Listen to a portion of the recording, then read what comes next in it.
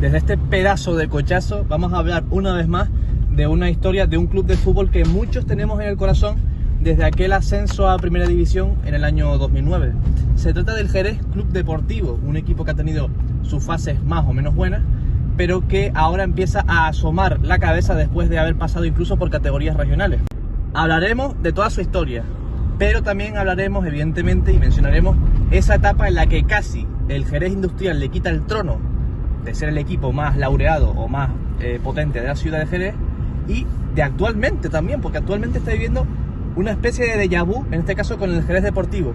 No son las mismas circunstancias, pero sí para mí son similares, porque una vez más una reestructuración del fútbol español puede que divida a ambos equipos para siempre y la afición se vuelva a unir en el Jerez Club Deportivo. Vamos a ello.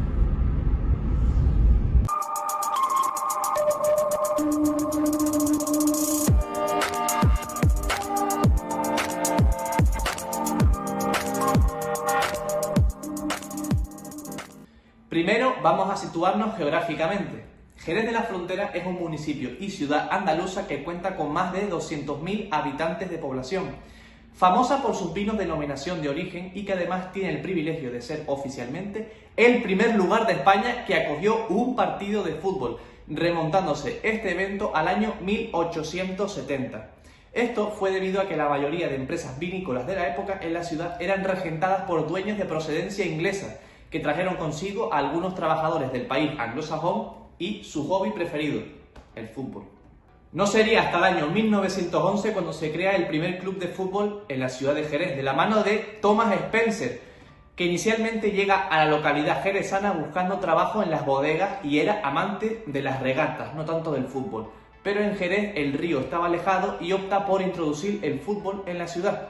Los locales ya empezaban a jugar al balompié y con motivo de las ferias de Jerez se concreta un partido en mayo de 1911, encuentro donde debutaría el Jerez Fútbol Club.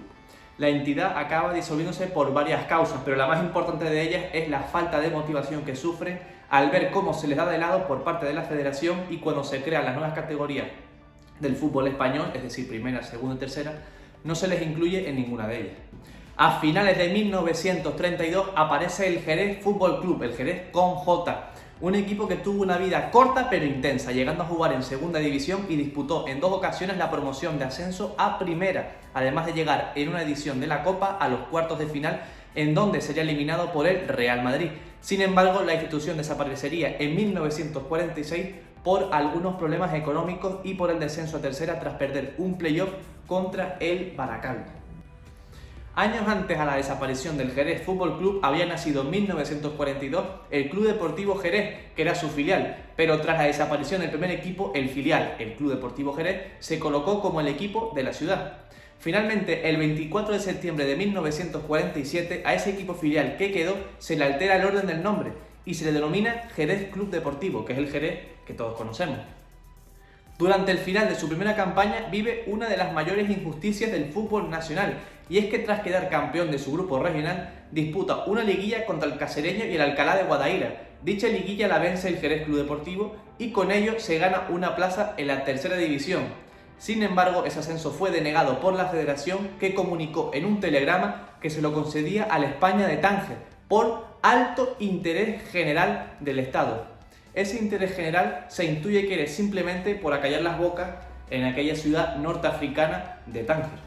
En los años 50 el Jerez Club Deportivo inicia una década dorada consiguiendo el ascenso a segunda y manteniéndose de forma consecutiva 5 campañas. Y ya en esos años, concretamente en 1952, germina un equipo, el Jerez Industrial, que en principio no pretendía arrebatar el trono al Jerez, debido también a las diferencias en cuanto a categoría. Tanto es así que llegó a ser su filial. Sin embargo, con el paso de las temporadas, el Jerez Industrial fue ascendiendo hasta llegar a tercera división y el Jerez, tras su descenso a tercera en el año 58, vio como parte de su afición se marchaba al Industrial por la decepción de la pérdida de la categoría y la acumulación de deudas que arrastraba el Jerez Club Deportivo. Desde la alcaldía se trata de unificar a ambos clubes, pero se encuentran con la negativa del Industrial, que piensa que el Jerez no les va a aportar nada. Comienza con ello una rivalidad encarnizada entre 2 equipos de la misma ciudad que optaban por llegar a segunda división.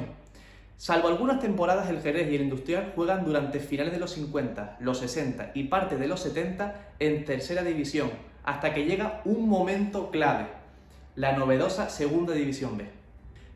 En el año 1977, el Jerez Club Deportivo accede a esa novedosa Segunda B, mientras que el Industrial continúa en la tercera división. Este sería un escalón insalvable para el Industrial, que ve cómo con el paso de los años el Jerez se les distancia y las nuevas generaciones nacen siendo jerecistas, haciendo que la rivalidad acabe desapareciendo.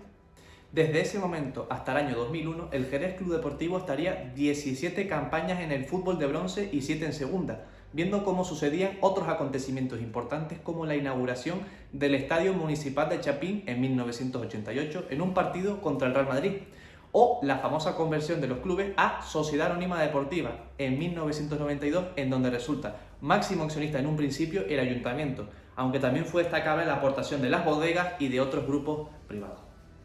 Con el ya nombrado 2001 llega un nuevo ascenso azulino a segunda, que abriría las puertas de la lucha por la llegada a primera división. Y es que la 2001-2002 y de la mano de Bernd Schuster, el Jerez se queda muy cerca de ascender por primera vez a la élite del fútbol español. Sin embargo, la precaria situación económica del club, que mantuvo a los jugadores sin cobrar, influyó en ese bajón que hubo en la decisiva recta final del campeonato liguero. El Jerez durante los siguientes años viviría unas situaciones bastante similares con diferentes entrenadores. Se quedaría siempre a las puertas del ascenso, o tendría una primera vuelta muy buena y luego se desinflaría, etcétera, etcétera, etcétera. En la temporada 2007-2008 el Jerez pasa a apuros, pero logra salvar la categoría gracias a un estelar Jordi, el delantero por aquel entonces jerezista, que anotó 20 goles esa temporada siendo el pichichi del torneo. Esta salvación marca un punto de inflexión. Las pretensiones para 2008-2009 no eran la del ascenso, sino la de no sufrir en segunda.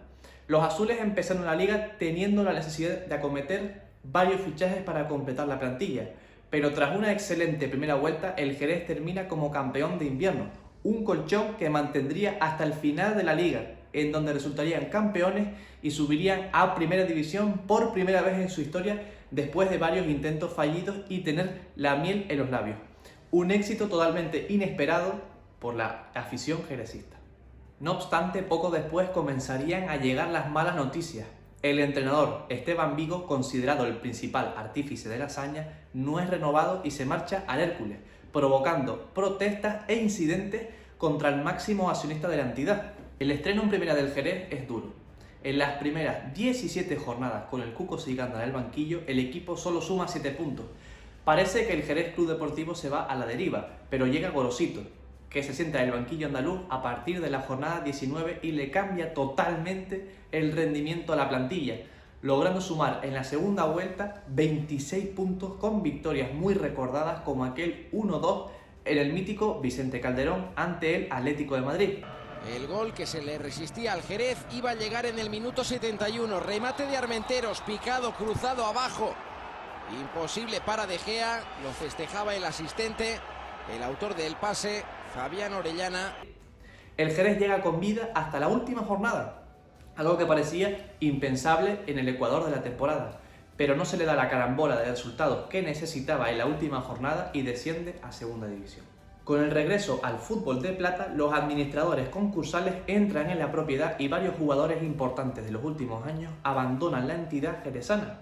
El curso acaba sin sobresaltos para un Jerez que acaba en la octava posición, aunque llegó a estar en algunos momentos en el cuarto lugar de la tabla. Para la temporada 12-13 vuelve Esteban Vigo, el entrenador del ascenso primera, pero esta vez no tendría la misma suerte, ya que acabaría destituido tras 14 jornadas sin ganar y dejando al club como colista. A nivel económico y extradeportivo las aguas estaban turbias y eso hizo que el Jerez acabase la liga como había dejado Vigo y descendió a Segunda División B, y aquí empezaron todos los problemas. Tras ver cómo el Jerez Club Deportivo agonizaba deportiva y económicamente con el doble descenso a tercera, uno deportivo y otro por impago, algunos aficionados, sobre todo los ultras, impulsan la creación del Jerez Deportivo. Este es un club que en principio no competiría hasta la completa desaparición del Jerez Club Deportivo, cosa que no sucedió así. Y siempre contó con el respaldo del ayuntamiento que, según nos cuentan, le interesaba que el Jerez Club Deportivo no siguiese con vida para no pagarle un dinero que tenía pendiente aprobado por una serie de subvenciones y demás. Los 500 socios que quedaron después de toda esta masacre en el Jerez Club Deportivo hicieron y posibilitaron que este siguiera con vida. Sin embargo, el otro Jerez, el Jerez Deportivo, ya contaba desde sus inicios con 6.000 socios, prácticamente el 80-90% de la afición. Tras haber pasado por categorías regionales, el Jerez Club Deportivo volvió a Tercera División y jugará la última Tercera División de la historia junto a su propia refundación. Como ya pasó con el Jerez Industrial, ambos equipos de la misma ciudad lucharán por subir de categoría y distanciarse del otro. ¿Tú con cuál te quedas? ¿Con el histórico, el que lleva la historia y el que realmente es el que siempre ha llevado el nombre de Jerez por todos los campos de España? ¿O con el nuevo que prometió nunca salir hasta que desapareciese el primero y realmente falló a su propia promesa? Te leemos en comentarios. Bien, ya terminamos con la historia del Jerez y ahora voy a comentar pues dos curiosidades que sí no es menos cierto que no he comentado en el vídeo lo que es la historia, ¿no? Pero sí quiero comentarlo ahora porque me parece bastante importante. Una de ellas, y no sé si es récord del fútbol nacional o qué, es que en una misma temporada el Jerez Club Deportivo llegó a jugar en 7 campos o estadios distintos como local, ya que no podía utilizar Chapín, el ayuntamiento le exigía 3.000 euros de alquiler para poder utilizar las instalaciones, algo muy curioso porque el propio ayuntamiento le debe dinero al Jerez, pero bueno, las cosas están así. Aunque recientemente el Jerez volvió a jugar en Chapín, parece que las cosas económicamente van un poquito mejor y a nivel de socios la cosa se ha ido igualando y gracias a Dios pues ya el Jerez vuelve a jugar en Chapín. ¿Y qué pasa con Chapín? Es un estadio peculiar, ¿no? No por las vallas que tiene ni por la distancia que tiene de las gradas al campo de fútbol, sino porque en medio de todas esas gradas hay un hotel. Hay un hotel y a mí me parece, yo creo que es único en el mundo, ya no en España, sino en el mundo, que haya en un estadio un hotel. O sea, yo me voy a desayunar a mi cuarto, ¿no? Me asomo y digo, coño, que bien está jugando por la banda Carlos Calvo.